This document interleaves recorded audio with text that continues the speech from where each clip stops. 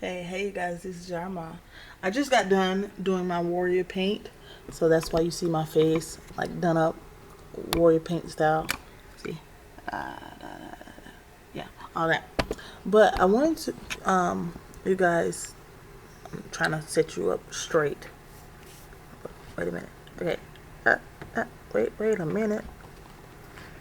All right, there we go. Okay, so I want to tell you guys about me, about my life and how I have come this far. Okay. When I was born, my mama didn't know until she was 5 months pregnant because they told her that I was basically a tumor. And she didn't know about me until 5 months in. 5 months later, and they were going to operate on her to get the tumor out. Sorry, I'm putting up my makeup. But yeah, so they were operating on her to get the tumor out, and they were like, Miss Flu Ellen, we can't do that because that is a baby. So, 2 months later, I was there. I was 5 months. Not 5 months, dang it. 7 months. I was a 7-month baby. I was a preemie. And due to me being a preemie, caused a lot of complications. One being my heel cords not being fully developed and my spine being severely curved at the time. But I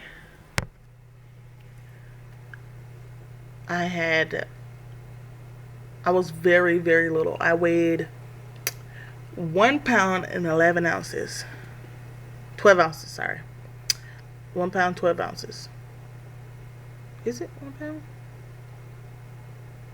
I haven't told this story in so long of me because I haven't had a lot of people to want to know my story. 2 pounds and 11 ounces. Sorry, there we go. I weighed 2 pounds. It was my cousin who weighed one. But yeah, 2 pounds and 11 ounces. I could fit in a shoebox. That's how small I was. And back then, they didn't have any preemie clothes and diapers and things. So I had to, those Cabbage Patch Kid dolls? I had to wear their clothing and their diapers until I was about 5 months. So I have scoliosis, cerebral palsy, a mild, very mild case, which is excellent. I didn't have to get any surgeries on my heel cords, but they did try to operate on my back for my scoliosis, and my mother wasn't having it. She was a strong lady, and I thank her and all my friends and family who have helped me through my life because of it. Now, here's the hard part. I have these afflictions, and because of my physical therapy that I took when I was younger, people don't see them. Sorry, I'm adjusting the camera again. People don't see them until I get up and walk. And because I usually don't walk flat-footed. I walk tiptoe when I walk. And that's one of the reasons why I normally wear a back brace when I am filming. So that's why you guys will probably never get to see my whole body. I don't have it on today, so yeah, that's a good thing. I usually wake up with a back and my knee hurting. Right now, my knee is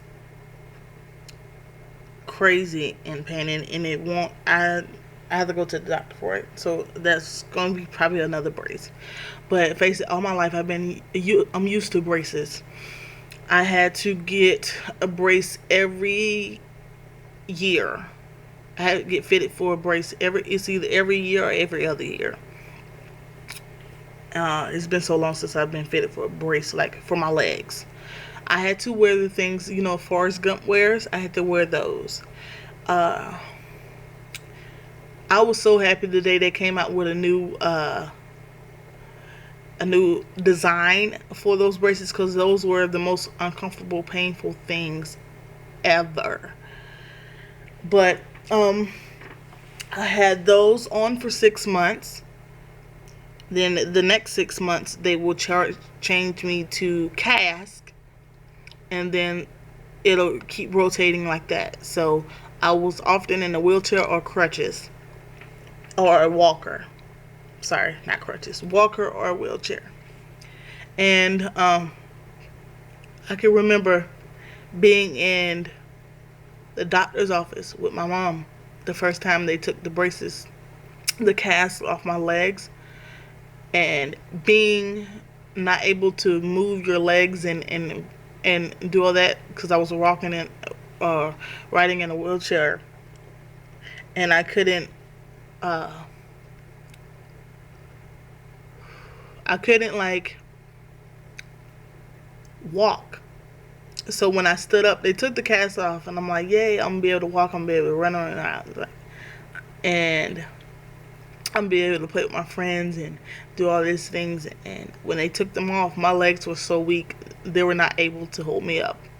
And I was a small kid. I didn't get bigger until I got married. So I was a small kid.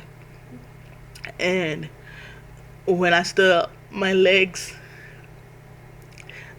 gave away, and I fell to the floor, and I just sat there sobbing to my mother. It's like, I'm never going to be able to walk again. I'm not going to be normal. I'm not going to be any of this. And my mom was like, no, you're always normal. It's just a setback. You're going to be able to do a lot of things, and you're normal. You're special. Don't let nobody tell you anything.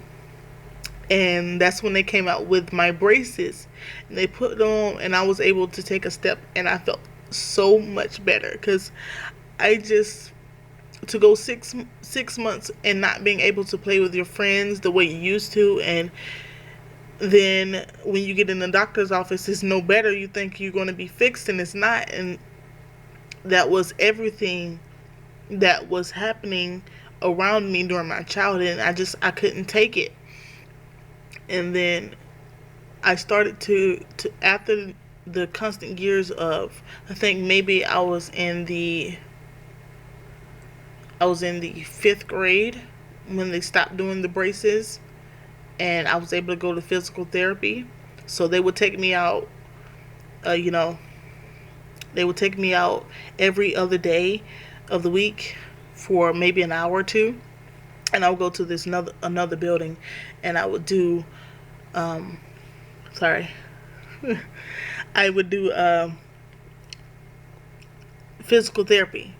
And this is when I found my love for being able to teach children of special education, because there were 2 other people there with me, Ben and Heather, and I still remember them to the day, because I love them. They were my heart. And they had severe cases of cerebral palsy, so they were wheelchair bound for the rest of their lives, and they couldn't speak, they couldn't they couldn't move, they couldn't do any of this. And I protected them with my whole entire being. Anybody said anything to them, I was ready to fight. I didn't care, because I felt like I was their protector. And until this day, like, when they told me, I remember one day I was on the bus. I was on the bus to physical therapy, and they told me Ben would not be coming today because he moved. I broke down crying. I was like, oh my God, who's going to protect him? I'm not there. Who is, like, it just, the lady, the physical therapist, she took like a good 15 minutes trying to calm me down because I'm like, she's like, you know what? Here's a picture of Ben. I still have that picture somewhere. It's somewhere around here. She's like, here's a picture of Ben. Every time you get sad and you feel like he's not listening to you, he's not there with you, just look at the picture and smile and know that he's there with you. And I I was like, yeah, yeah, okay. That calmed me down a little bit. And besides, Heather was seeing me getting emotional, so she was getting emotional, and I wanted to protect her, so I stopped.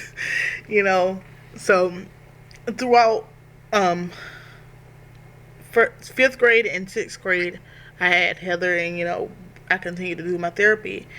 And at the end of sixth grade, my they stopped doing the well, not end at the what was it? I think in the middle of sixth grade, they stopped taking me to physical therapy, and they moved it on the weekends. And I had my grandfather take me, and then another tragedy struck. At the end of sixth grade, my grandfather passed away, and I couldn't go back to therapy because he was the one who took me, and I just couldn't go.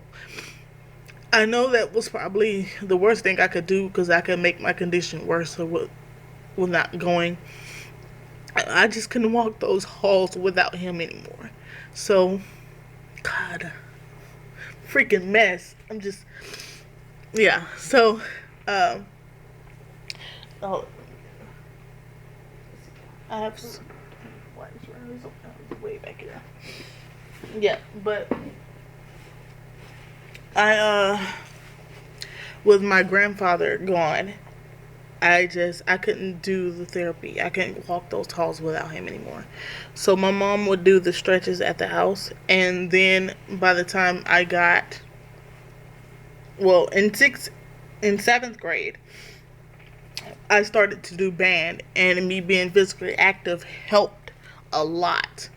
Now, my back, it didn't help my back because I would cry and wake up sometimes crying because my back is hurting. I still do that today.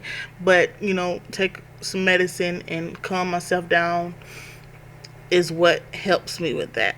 Now, as I got older in high school, I started to do band and all those type of things, and I wanted to do track, but my mom would not let me. That was the one thing she wouldn't let me do. She wouldn't let me be too physical because she was afraid. She was afraid I would hurt myself. I wanted to do track, and I was fast. I could run. I could run. My uncle used to call me Sonic because I could run. But she was like, you're going to trip, you're going to fall, you're going to hurt yourself. She's doing the normal mama thing, so I didn't blame her for it. It stung a little. But because my sister was able to do basketball, track, whatever she wanted to do. My brother was able to do whatever they wanted to do, and I couldn't. But she said, don't let this be a hindrance for you. And she's always instilled in me to, even if I couldn't be physical for that day, I couldn't do physical things for that day, grow your mind. And this is the reason why I damn near got all A's in school, because I was always in a book. My face was always in a freaking book. And then my last year, I met my husband. I was 17 when I met him. And it was in January when he proposed to me. I graduated in May, and he's always been there. He's known about my disabilities. He's even helped me stretch and do my therapy, and he's just always been there. Like, if I call him right now, I'm like, baby, my back hurt. He would tell me, look, keep calm, put your back brace on, and I'll take care of it when I get home, because he's at work right now. But he's always been there for me when it comes to that. And my sister, she does not like to see me hurt, and I'm grateful to have people around me that will help me if I feel bad. Like even my nieces and nephews who are 5, 8, and 11, they when they see me hurting, they're like, "Don't bother Auntie, she's hurting today. Quit getting on her nerves." Like they would be there for me, and I think it's so cute because the littlest one, Jazzy, she's 5, but she she comes to me. She says, "Auntie, you okay? You need some candy? Cause I got some candy." Like she would try to make me feel better, and I think that is the most cutest thing in the world. But I'm blubbering and shit. But I just want you guys to know that no matter what you have, if you have disabilities, it's not a hindrance. And I learned that most of all from my mother and from my community leader, Dia. Her disability is far worse than what I can ever imagine going through. But she has a smile on her face all the time, and she is a strong person, a very strong person. So I'm glad to have people in my life like Dia and like my sister Gabby. She doesn't let me feel bad for myself at all. And I'm just happy to have people in my life like that.